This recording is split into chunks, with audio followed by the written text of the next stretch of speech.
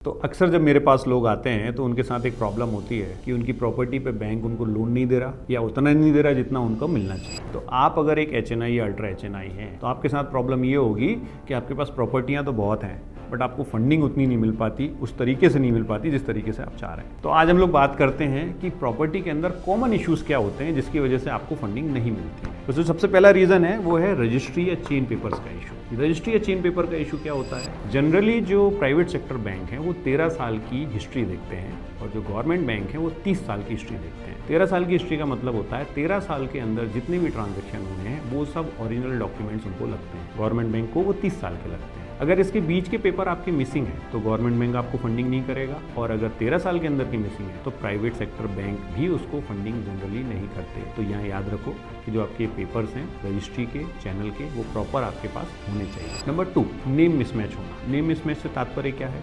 नामांतरण, म्यूटेशन, यानी कि आप रजिस्ट्री तो रजिस्ट्रार में कराते हो बट जो नगर पालिका, ग्राम पंचायत या म्यूनसिपल बॉडी होती है वहाँ आपका म्यूटेशन होता है। तो मैंने ये अक्सर देखा है कि कई लोग वो म्यूटेशन कराते ही नहीं। ट्रांजैक्शन एक के बाद दूसरा, दूसरे के बाद तीसरा, तीसरे के बाद चौथा हो जाता है। तो याद रखिए, नगर पालिका में अगर आपका म्यूटेशन नहीं है, रजिस्ट्री होने के बाद भी बैंक आपको उसका ओनर कंसीडर नहीं करते। तो अगर आपने अपना नामांतरण या म्यूटेशन अभी तक नहीं कराया है तो तुरंत जाके कराइए। नेक्स्ट, मैप अप्रूवल, यानी कि जो आपको घर बनाने के लिए नक्शा मिलता है उसका अप्रूवल। तो एक कॉमन मिस्टेक मैंने ये देखी है कि लोग पहली चीज़ तो अप्रूवल मैप करवाते हैं तो उसका डिविएशन होता है, और डिविएशन से मेरा मतलब है कि आप घर बनाए हैं और उसको आप कमर्शियली यूज़ कर रहे हैं। तो ये बड़ी कॉमन सी चीज़ है। दूसरा, जितना आपको मैप में अप्रूवल दिया हुआ उससे आपने ज़्यादा बना लिया। और तीसरा, आपको अप्रूवल मिला ही नहीं है और आपने कंस्ट्रक्शन कर लिया। तो आप याद रखो, इन तीनों सिचुएशंस में बैंक आपको फंडिंग देने से मना कर सकते हैं। या दूसरा, आपको ज़्यादा कॉस्ट पर फंडिंग देंगे, और तीसरा जो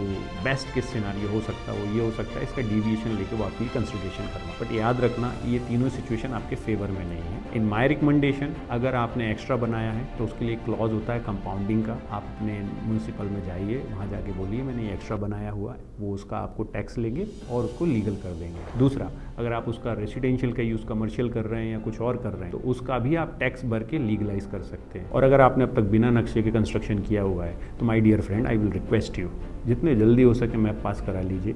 अदरवाइज म्यूनसिपल बॉडी आके किसी भी दिन आपके उस घर को बुलडोजर बाबा के थ्रू जीरो कर सकती है। नेक्स्ट, अक्सर बैंक्स आपकी प्रॉपर्टी के जब वैल्यूएशन करते हैं तो लोगों की एक शिकायत होती है कि सर आपका वैल्यूअर मेरी प्रॉपर्टी की वैल्यूएशन कम निकाल रहा है। यानी बैंक के वैल्यूअर का कहना है 5,000 रुपये स्क्वायर फीट और आपका कहना है सर वहाँ पर तो 10,000 रुपये स्क्वायर फीट का रेट है। तो आपको याद रखिए, बैंक के वैल्यूअर आपके शहर में ही रहते हैं और वो वहीं पर लोकल रेफरेंस लेके आपकी वैल्यूएशन करते हैं। तो वो एक स्ट्रक्चर्ड मेथड से काम करते हैं और वो डेली यही काम कर रहे हैं। एक इंपॉर्टेंट चीज़ यहाँ याद रखिएगा, बैंक टू बैंक वैल्यूअर्स को इंस्ट्रक्शन होते हैं कि उनको कितना मार्जिन लेके चलना है। यानी मार्केट रेट अगर 10,000 रुपये चल रहा है तो 10%, 20%, 30% उनको बैंक की तरफ से इंस्ट्रक्शन है कि आपको उतना माइनस करके वैल्यू देनी है। क्यों? क्योंकि बैंक्स को पता है कि अगर आपका केस डिफ़ॉल्ट होता है तो उस दिन जो प्रॉपर्टी आज 100 रुपये की है उनको 50 रुपये में बेचने में भी पसीने आने वाले हैं। सो बैंक का वैल्यूअर हमेशा आपकी प्रॉपर्टी के रेट कम देगा। जो भी आपको लगता है उससे 20% मिनिमम डिस्काउंट करके काउंट कीजिएगा। टेक्निकल डिविएशंस, टेक्निकल डिविएशंस क्या होते हैं? तो अक्सर मैंने ये देखा है कि सेंट्रल इंडिया में जहाँ पर कि प्रॉपर्टीज़ के कई टुकड़े कर दिए जाते हैं, या फिर हाई राइजेस के अंदर जहाँ पर कि एक ही फ्लोर के ऊपर 2 फ्लैट्स की परमिशन थी बट वहाँ 4 फ्लैट्स बना दिए गए हैं। तो ये टेक्निकल डिविएशन होते हैं। जहाँ एक ही घर में 2 हिस्से कर दिए गए हैं बट जाने का रास्ता एक है। इस तरह के टेक्निकल डिविएशंस अगर आपकी प्रॉपर्टी में हैं तो आप उनके लिए बैंकर से पहले बात कीजिए, प्रोसेस करने से पहले, कि मेरी प्रॉपर्टी में ये पर्टिकुलर प्रॉब्लम्स हैं और इनको आप किस तरह सॉल्व करने वाले हैं।